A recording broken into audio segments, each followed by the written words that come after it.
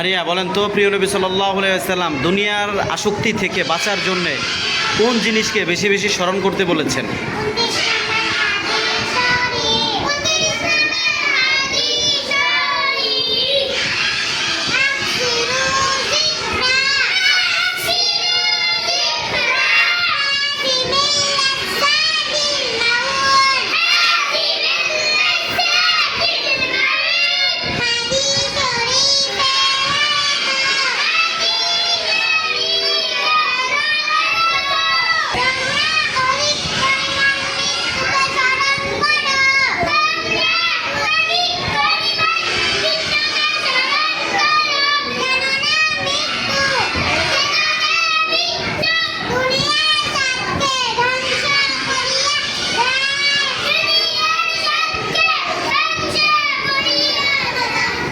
তাহলে এই হাদিসটি মূলত সুনানে তিরমিজির 2307 নম্বর হাদিস। প্রিয় নবী সাল্লাল্লাহু আলাইহি সাল্লাম বলেছেন, আকসিরু যিকরা হাযিমিল লাযযাতিল মাউত, তোমরা অধিক পরিমাণে মৃত্যুকে স্মরণ করো, কারণ মৃত্যু দুনিয়ার স্বাদকে ধ্বংস করিয়া দেয়।